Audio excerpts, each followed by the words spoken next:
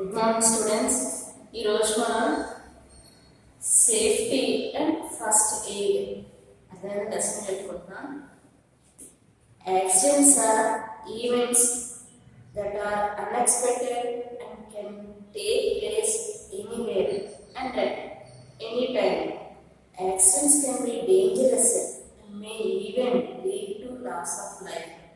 They happen when someone is careless. To avoid the accidents, we should follow the safety rules. అంటే accidents ఎప్పుడు జరుగుతాయి? మనం అనుకోకుండా ఏమైనా యాక్సిడెంట్స్ జరుగుతూ ఉంటాయి. ఒక్కోసారి ఏంటి కొన్ని మన నిర్లక్ష్యం వల్ల యాక్సిడెంట్స్ కూడా జరుగుతాయి అన్నమాట. అదేవిధంగా ఆ యాక్సిడెంట్స్ జరిగినప్పుడు ఏమవుతుంది, ఒక్కోసారి మన లైఫ్ అంతా పోతుంది. ఒకసారి చెడిపోవచ్చు, ఒకసారి ఏమవుతుంది లెగ్స్ అవన్నీ ఇరిగిపోతాయన్నమాట. ఇంకా లెగ్స్ పోతే ఇంకేముంది, లైఫ్ సగం లైఫ్ అయిపోయినట్టే. అందువల్ల ఈ యాక్సిడెంట్స్ జరగకుండా ఉండాలి. ఒకసారి ఏమవుతుందంటే మన నిర్లక్ష్యం వల్ల ఎదుటి వాళ్ళకి డేంజరస్గా పడతారన్నమాట. అందుకని మనం ఈ యాక్సిడెంట్స్ మన వల్ల ఎదురు నష్టాలు కలగకుండా ఉండడానికి కొన్ని రూల్స్ పాటించాలి. ఆ ఏం రూల్స్? Safety rules. అందువల్ల ఆ సేఫ్టీ రూల్స్ అంటే అందరూ వినాలి, వెరీ వెరీ ఇంపార్టెంట్. అందువల్ల safety rules on the road అంటే రోడ్డు మీద దాటేటప్పుడు, రోడ్డు మీద వెళ్ళేటప్పుడు ఎలాంటి రూల్స్ పాటించాలి అని అర్థం. అదేనా always cross the road at zebra crossing, always walk on the footpath, look to your right then left then right again before crossing the road. అదేనా మన రోడ్ దాటేటప్పుడు ఏం చేయాలంటే జీబ్రా క్రాసింగ్ అంటే ఇక్కడ చూడండి, ఇది అదేనా రోడ్ క్రాస్ చేసేటప్పుడు జీబ్రా క్రాసింగ్ చూసుకుని రోడ్ క్రాస్ చేయాలి. అలాగే నడిచేటప్పుడు ఫుట్ పాత్ మీద నడవాలి. అదేనా ఫుట్ పాత్ అంటే ఇది కంపల్సరీగా పాటించాలి. అదేనా వాడి మీద వెళ్తే మీరు సేఫ్గా ఉంటారు, పక్క వాళ్ళు కూడా సేఫ్గా ఉంటారు అన్నమాట. అదేనా అలాగే never play on the road, follow the traffic rules. అంటే ఏంటంటే మనం రోడ్ మీద ఆటలాడటం, డ్యాన్స్ వేయడం అలా చేయకూడదు అన్నమాట. అందువల్ల రోడ్ దాటేటప్పుడు చాలా జాగ్రత్తగా రోడ్ దాటాలి. మీకు తెలుసు మనకి. ఫర్ ఎగ్జాంపుల్ స్కూల్ మన పక్కన రోడ్డు ఉంది, చాలా జాగ్రత్తగా ఉండాలి. రోడ్ దాటేటప్పుడు కాసేపు ఆగాలి. ఆ బస్సు వెళ్తున్నా, కార్లో వెళ్తున్నా మీరు చూసుకునే నెమ్మదిగా నడవాలి. నెమ్మదిగా నడిస్తే ఏమవుతుందంటే ఎదుటి వచ్చే వాళ్ళు కూడా వాళ్ళ చూసుకుని డ్రైవ్ చేస్తారు మేడం. రోడ్ దాటేటప్పుడు పరిగెట్టకూడదు, జాగ్రత్తగా నడుచుకుంటూ నెమ్మదిగా నడుచుకుంటూ రావాలి. వాటి వల్ల ఏమవుతుందంటే మీరు చేసే తప్పుల వల్ల ఏమవుతుందంటే మీ లైఫ్ పాడవుతుంది, వాడు ఏమి చేయకుండా వాడి లైఫ్ పాడైపోతుందన్నమాట. కంపల్సరీ సేఫ్టీ రూల్స్ అనేవి పాటించాలి. అదేనా always cross the road at zebra crossing, always walk on the footpath, look to your right then left and then right again before crossing the road, never play on the road, follow the traffic rules. అదేనా traffic rules కంపల్సరీగా పాటించాలి. Next safety rules at home. ఇంట్లో ఉండేటప్పుడు మీరు ఏ safety rules పాటించాలి ఇక్కడ చెప్తున్నారు. Do not play with the sharp instrument like knifes, blades, scissors etcetera. మీరు ఏంటి ఇంట్లో ఉండేటప్పుడు కత్తులతోనే, బ్లేడ్స్తోనే, సిజర్స్తోనే ఆడకూడదు. అవి ఏంటంటే మనకు చిన్నగా తెగిన ఎలా అంటూ ఉంటారు. ఆ కత్తి వచ్చి తెగింది అనుకోండి అంతే, అవి చాలా వెరీ ఇంపార్టెంట్ కారణం. అదేవిధంగా అందుకు వాడుతూ ఆడకూడదు. అలాగే బ్లేడ్ చిన్న కట్ అయినా ఏమవుతుంది, మనకు చిన్నగా అవుతుంది, ఒక్కోసారి పెద్దగా కట్ అవుతుంది. అదేవిధంగా అలాగే కత్తులు మీరు మామూలుగా ఆడుతున్నారు కత్తులతో, కానీ అది అనుకోకుండా షార్ప్గా ఉందనుకోండి ఎక్కడో దిగుతుంది అనమాట. చాలా జాగ్రత్త వాటితో ఆడకూడదు వస్తుంది. అదేవిధంగా అవి ఉంటే పక్కన పెట్టేసి మమ్మీకి ఇచ్చేది. Never play with the light, match sticks or fire crackers. అంటే మ్యాచ్ బాక్స్ గా ఆడకూడదు. మీరు ఏదో మామూలుగా ఆడడానికి కొద్దిగా అది వెళ్తుండగానే పాడేస్తారు. పక్కన బట్టలు ఉన్నాయనుకోండి అవి అడ్డుకుపోతారు. చిన్నది మీకు తెలియదు ఆడుకోవచ్చు అనుకుంటారు. అందుకని మీరు ఏమైనా ఇలాంటి తీసేటప్పుడు ఇలాంటివి వాడేటప్పుడు మమ్మీకి చెప్పాలి.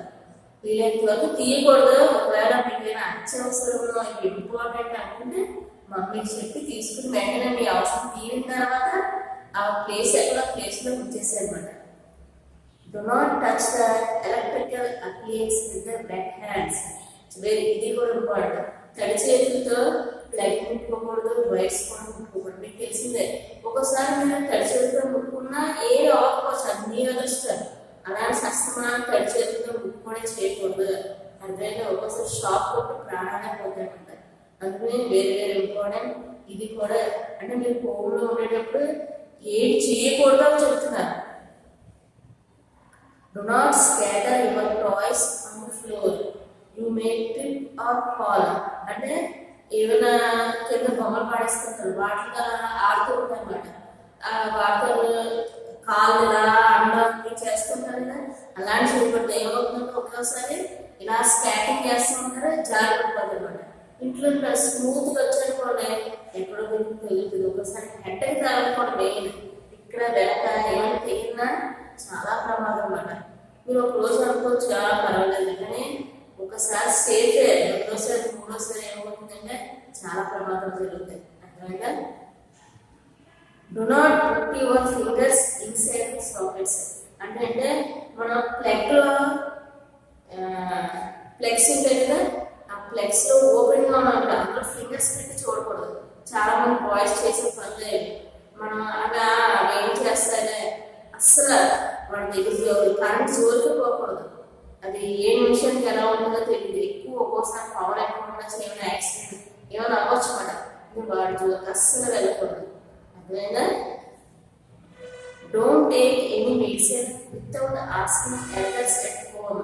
మెడిసిన్ ఎప్పుడైనా మీరు తీసుకున్నప్పుడు పేరెంట్స్ అడిగి తీసుకోవాలి. వాళ్ళు అడగకుండా ఏ మెడిసిన్ తీసుకోకూడదు. ఒక్కోసారి ఏమవుతుందంటే అవి ఎక్స్పైర్ అయిపోతాయి అన్నమాట, టైం దాటిపోతాయి. అలాగే మీరు మెడిసిన్ వేసుకోమన్నారు కదా అని మమ్మీకి ఒకసారి చెప్పి వేసుకోవాలి కదా, అత్యవసరం అయితే. మీరు మీ ఎక్కడ మీ సొంత నిర్ణయాలు మెడిసిన్ విషయంలో తీసుకోకూడదు. అర్థమైనా? Don't rush while climbing up and don't stress. అంటే ఏదైనా పైకి ఎక్కేటప్పుడు, ఏదైనా మెట్లు ఎక్కేటప్పుడు, ఏమైనా ఎక్కువ రష్ ఉండేటప్పుడు మనం గొప్ప ఎక్కాలి చేయకూడదు మేడం, ఆగాలి కాసేపు. అర్థమైనా? ఈ సేఫ్టీ రూల్స్ అన్ని ఇంట్లో పాటించాలి. ఇప్పుడు మీరు ఇంట్లో ఉంటారు కాబట్టి జాగ్రత్తగా ఉండాలి. ఇంట్లో ఇలాంటి వాటితో ఆడుకోకూడదు. కూర్చుని నెమ్మదిగా ఏమైనా మంచి హెల్తీ గేమ్స్ అలాంటి ఇంట్లో కూర్చుని మమ్మీకి సాయం చేయండి. వాళ్ళకి సాయం చేయండి. మీరు ఏం నేర్చుకోవాలి, ఇంగ్లీష్లో అలాంటివన్నీ నేర్చుకోవాలన్నమాట. Next safety rules while playing. మీరు ఆడేటప్పుడు ఏ రూల్స్ పాటించాలి? Do not play rough games where you can hurt each other. Play safe games. అంటే రఫ్ గేమ్స్ ఫ్రెండ్స్ ముగ్గురు ఏమన్నా వాళ్ళు దెబ్బలాడుకున్నారంటే గేమ్స్ ఆడుకోకూడదు. హ్యాపీగా ఉండేటట్టు ఆడుకోవాలి. గేమ్స్ ఎందుకు ఆడుకుంటారు? మీరు హెల్తీగా ఉండడానికి, అలాగే మీ ఫ్రెండ్స్ మీరు హ్యాపీగా ఉండడానికి. అర్థమైందా? Next while riding A bicycle make sure that it is in good condition. అంటే ఏమైనా రైడింగ్ పోటీలు పెట్టుకుంటూ ఉంటారు బైసికల్. మీకు కరెక్ట్గా అనిపిస్తే పేరెంట్స్ అడగాలి, అమ్మ ఇలా ఆడుకోవచ్చు, వాళ్ళు ఓకే అంటే మీరు రైడింగ్స్ వాటికి వెళ్ళాలంటే వెళ్ళకూడదు. రోడ్స్ అయితే చాలా చాలా జాగ్రత్తగా ఉండాలి. Next never fly kites near electrical wires. గాలి పట్టాలు ఎగరవేస్తారు కదా, ఎగరవేసిన ఎలక్ట్రికల్ వైర్స్ చూసుకోవాలి. అలాగే మేడపైన ఎప్పుడు ఎగరేప్పుడు మేడపైకి ఎగరేప్పుడు ఏమవుతుందంటే మనం హ్యాపీగానే ఉంటామన్నమాట. అంటే ఈ మనం కైట్ ఎగురుతున్న హ్యాపీగా ఉంటాం. మనం చూసుకోవాలన్నమాట. ఇలా ముందుగా స్టెప్స్ చేస్తా ఉంటాం, ఒకసారి బాడీ పై నుంచి కింద పడిపోతామన్నమాట. ఆ కైట్ కూడా ఎక్కడో ఉండిపోయి నుంచి లాగుతుంటారు. అక్కడ ఆలోచిస్తారు కానీ కింద మీరు ఏం చేస్తున్నారని మీరు గమనించుకోరు. అందుకనే మేడపైన గాలికుండా ఎగరేయకూడదు. అలాగే ఎలక్ట్రికల్ వైర్స్ కూడా పక్కన ఎలక్ట్రికల్ వైర్స్ కూడా అసలు మీరు వెళ్ళకూడదు.